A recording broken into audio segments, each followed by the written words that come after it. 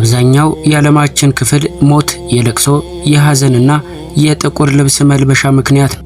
ነገር ግን በአፍሪካዊቷ ደሴት ማዳጋስካር ነገሩ ፍጹም ተቃራኒ ነው።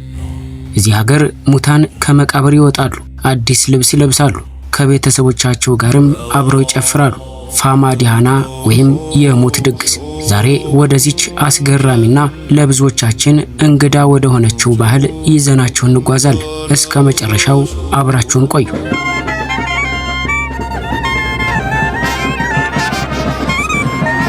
ፋማዲሃና በቀጥታ ትርጉሙ ያጥንት ለውጥ ማለት ነው። በማዳጋስካር የሚኖረው የማላጋሲ ብሔረሰብ አንድ ሰው ከሞተ በኋላ መንፈሱ ሙሉ በሙሉ ወደ ቀጣዩ ዓለም የሚሸጋገረው ስጋው አልቆ አጥንቱ ብቻ ሲቀር ነው ብለው ያምናሉ። እስከዚያው ድረስ ግን ሟቹ አሁንም የቤተሰቡ አካል ነው። ስለዚህ በየ5 ወይም 7 ዓመቱ ሟቹን ከመቃብር አውጥቶ ማነጋገርና አዲስ ልብስ ማልበስ እንደ ትልቅ ግዴታ ይቆጠራል።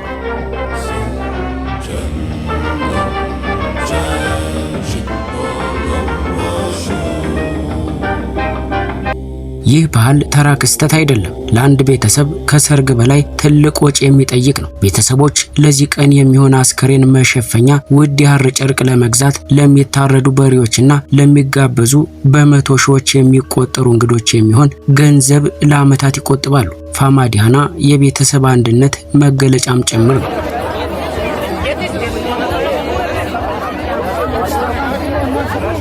ቀኑ ሲደርስ መቃብሩ ይከፈታል። አስከሬኑ በክብር ወጥቶ በአዲስ ነጭ ጨርቅ ይጠቀለላል። እዚህ ጋር ነው ትልቁ የሚገርመው ነገር የሚታየው። አያለቅሱም። ይልቁንም በከፍተኛ ድምፅ እየዘፈኑና እየጨፈሩ አስከሬኑን በትከሻቸው ተሸክመው መቃብሩን ይዞሩታል። የሚገርመው ደግሞ በሕይወት ያሉ ዘመዶች ለሟቹ አጥንት በሹክሹክታ ወሬ ያወሩለታል። ልጅህ አገብታለች፣ የቤት ጣራችንን ቀይረናል እያሉ ቤተሰቡ ውስጥ የተፈጠሩ አዳዲስ ዜናዎችን ያካፍሉታል። ደስ ይለው ከሆነ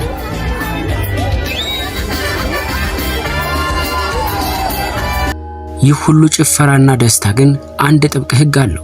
ፀሐይ ከመጥለቋ በፊት አስከሬኑ ወደ መቃብሩ መመለስ አለበት። ማላጋሲዎች ፀሐይ ከጠለቀች በኋላ አስከሬኑ ውጭ ከቆየ መጥፎ ዕድልና እርግማን ይከተለናል ብለው ያምናሉ። አስከሬኑ ወደ ቦታው ሲመለስም በሚቀጥሉት ዓመታት እንዲባርካቸው እየለመኑ በሰላም ይሰናበቱታል።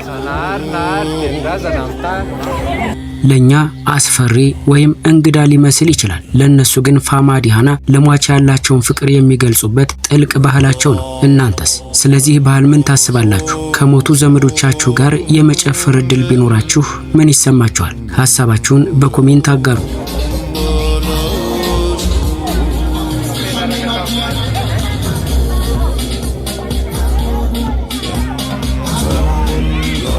እስኪ ደግሞ ወደ ሌላኛዋ አስገራሚ ሀገር እንውሰዳችሁ። ዓለማችን በባህልና በወግ የተሞላች ናት። በአንዱ ሀገር ነውር የሆነ ድርጊት በሌላው ደግሞ ክብር ሆኖ መገኘቱ የሰው ልጅ ስልጣኔ ልዩ ያደርገዋል። እስኪ አስቡት፣ መንገድ ላይ ለምታገኙት ሰው ምላሳችሁን ብታሳዩት ምን ሊፈጠር ይችላል? ምናልባትም ጸብ ልትጭሩ ወይም እንደ ባለጌ ልትቆጠሩ ትችላላችሁ። ነገር ግን የዓለም ጣሪያ ተብላ በምትጠራው ቲቤት ነገሩ ግልባጭ ነው። እዚህ ምላስን አውጥቶ ማሳየት ትልቅ የአክብሮት መገለጫ ነው። እንዲሁም ትልቅ ሰላምታ መስጠትን ያመለክታል። እኔ ላንተ ቅን ሰው ነኝ የሚባባሉበት ጥበብ ነው። ዛሬ በዚህ ቪዲዮ ስለ ቲቤታውያን አስገራሚ የምላስ ሰላምታ ሚስጥርና ታሪካዊ መነሻ በጥልቀት እንመለከታለን።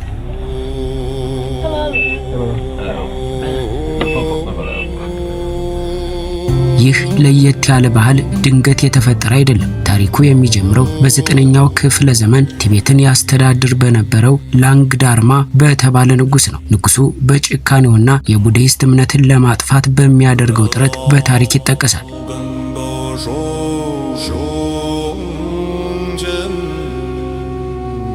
ስለዚህ ንጉስ የሚነገር አንድ ትልቅ ሚስጥር ነበር። እሱም ጥቁር ምላስ ነበረው ይባላል። ንጉሱ ከሞተ በኋላ የቲቤት ሕዝብ አንድ ትልቅ እምነት አዳበረ።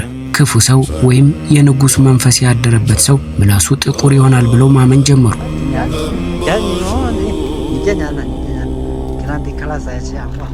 ሰዎች በመንገድ ላይ ሲገናኙ እኔ እንደ ክፉ ንጉስ አይደለሁም ወይም በውስጤ ምንም ክፋት የለም የሚለውን ለማረጋገጥ ምላሳቸውን አውጥተው መተያየት ጀመሩ። ይህኝ ምላሴ ጥቁር አይደለም፣ እኔ እንዳንተ ደግ ሰው ነኝ እንደማለት ነው። ይህ ድርጊት ከጊዜ ብዛት ወደ ባህልነት ተቀይሮ ዛሬም ድረስ እንደ ትልቅ ሰላምታ ያገለግላል።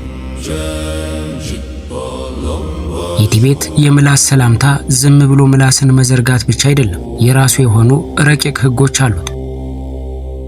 በአብዛኛው ምላስ ሲወጣ እጅን ደረት ላይ በማድረግ የልብ ንጽህናን በመግለጽ ወይም ደግሞ ጆሮን በመያዝ ዝግጁ መሆንን በማሳየት አብሮ ይከናወናል።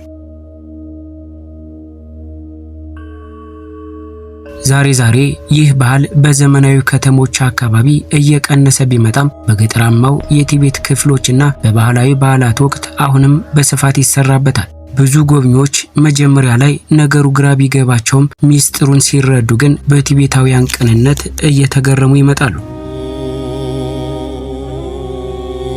የቲቤታውያን የምላስ ሰላምታ አንድ ትልቅ ትምህርት ይሰጠናል። እሱም ውጫዊ ድርጊቶች እንደየባህሉ ቢለያዩም የሰው ልጅ ፍላጎት ግን አንድ መሆኑን ነው። እሱም ፍቅርና ሰላምን መግለጽ። በሚቀጥለው ጊዜ አንድ የቲቤት ሰው ምላሱን አውጥቶ ቢያሳየህ እንዳትቀይ፣ ይልቁንም እኔ ላንተ ደግ ሰው ነኝ እያለ መሆኑን አስታውስ። ይህንን ቪዲዮ ከወደዳችሁት ላይክ በማድረግ አበረታቱን። በቀጣይ የትኛውን ሀገር አስገራሚ ባህል እንድንዘግብላችሁ ትፈልጋላችሁ? ሐሳባችሁን በኮሜንት አጋሩን። ስለተከታተላችሁን እናመሰግናለን።